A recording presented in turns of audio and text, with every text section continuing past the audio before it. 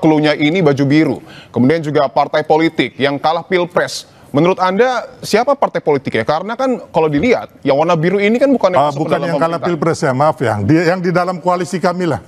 Oke, silakan Mas Toto. Lebih jelas lagi itu.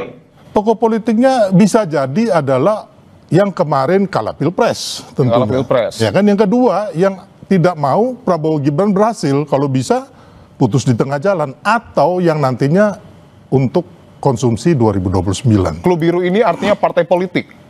Ya, bisa jadi partai politik. Dan memang kita udah tahu ya kan, saat ini pun mereka sudah mulai mempersiapkan calon. Berbeda lagi aktornya, karena yang dikatakan bukan yang kalah pilpres, tapi yang ada dalam bagian koalisi. Warnanya biru, mantan petinggi negeri, anaknya ingin dijadikan pengganti.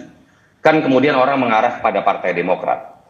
Tetapi apapun itu, Bang Silvester, ketika kemudian narasinya seperti itu, yang kasihan Pak Prabowo. Ya. Ini kan seakan-akan meragukan kapasitas kepemimpinan seorang Prabowo untuk menjaga kondusivitas antar aktornya.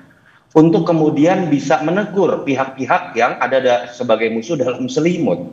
Ini yang akhirnya bisa merenggangkan hubungan antara Pak Jokowi dengan Pak Prabowo. Kalau Bang Silvester atau teman-teman lain yang menuding seperti itu dianggap sebagai representasi suara Pak Jokowi. Ini sangat tidak Pak Jokowi. Kalau memang yakin bahwa ijazah Pak Jokowi asli, hadapi secara hukum, otomatis nanti ujungnya akan menjadi sebuah kemenangan kok. Cara Pak Jokowi juga menurut saya masih elegan yang dilakukan hari ini misalnya. Ketika sudah membentuk elemen-elemen di berbagai daerah, sudah gitu loh. Dan tapi Anda berani menyebutkan, Bung Silvester, partai politik mana yang menjadi tokoh agenda besar ini? Saya pikir saya nggak perlu sebutkan, masyarakat udah tahu itu, ya kan. Yang kita lihat juga bahwa ada beberapa komentar daripada Partai Biru ini mengenai ijazah palsu. Mereka mengatakan bahwa Pak Jokowi tidak perlu melaporkan rakyatnya. Ini kan konyol. Ngapain sih Anda sampai mengatakan itu? Padahal ini kan proses hukum. Karena apa? Orang menuduh tanpa bukti, ya kan? Makanya Pak Jokowi dan kami, teman-teman itu melaporkan. Bicara Demokrat, mungkin saja berbicara AHY dan mungkin bisa saja dikaitkan dengan masa lalu Demokrat dengan Pak Jokowi, terutama dalam konteks perebutan kursi ketua umum Demokrat kan memang tidak terlalu baik. Ada nuansa konflik di masa lalu. Tapi menurut saya ini entah apapun kebenarannya, kita kan nggak bisa ya kemudian membuktikan ini. Tapi yang jelas, kalau benar ini terjadi, menurut saya yang paling jatuh adalah kewibawaan Pak Prabowo. Intinya bahwa tuduhan ijazah palsu ini sebenarnya sama dengan tuduhan mengenai pemaksulan. Terus tuduhan matahari kembar. Dan kemarin isu Indonesia Gelap itu, ya kan? Nah, ini kan dimainkan oleh, ya saya bilang tadi, para petinggi negara ini yang dulu yang orang-orangnya kalah di Pilpres, ya kan? Terus yang kedua adalah orang-orang yang diberangus nih, organisasi terlarangnya HTI, FPI, termasuk yang orang ingin bermain di 2029. Tapi ini ada buktinya, Bung Silvester? Ada, kalau umpama kayak isu matahari, isu demo-demo Indonesia Gelap sudah terbukti. Yang saya kritisi dari Bang Silvester dalam konteks merespon kritik-kritik seperti ini adalah jangan campur adukan dengan istilah yang tadi Bang Silvester sudah sebutkan sendiri, ad hominem. Bahwa ketika ada sebuah isu ingin kita uji bersama, baik sifatnya hukum atau sifatnya politik, langsung dikaitkan dengan pihak yang kalah pilpres.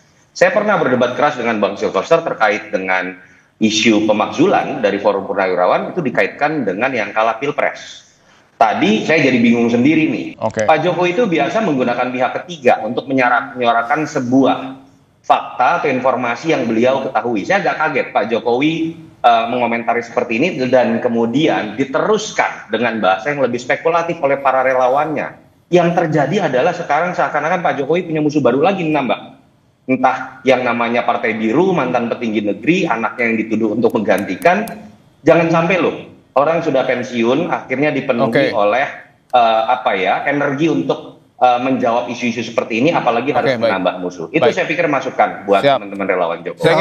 Yang sebelah ini memaki-maki Pak Jokowi, adili Jokowi, sampai bilang PKI nggak mau dipimpin oleh monyet. Itu kan ad hominem gitu. Jadi jangan menuduh kami, tapi kami ini hanya membalas gitu loh.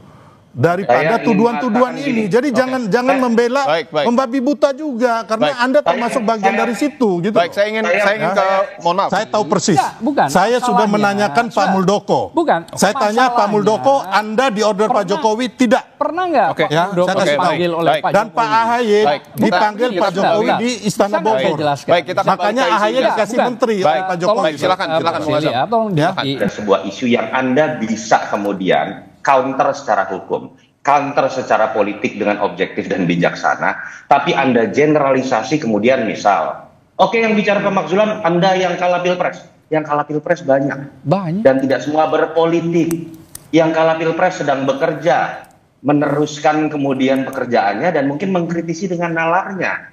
Yang kedua, ketika Anda berbicara mengenai isu ijazah palsu, lalu dikaitkan dengan partai politik warna biru, mantan petinggi negeri. Poin saya adalah Anda kok seakan-akan mungkin karena rasa cinta yang luar Baik, Mas biasa Otto. kepada Jokowi untuk membela, Bisa jadi. tapi kemudian bersikap Baik. melebihi bahkan Pak Prabowo sendiri yang sangat menghormati seluruh mantan petinggi negeri Baik. dan bahkan menghormati siapapun yang kalah pilpres.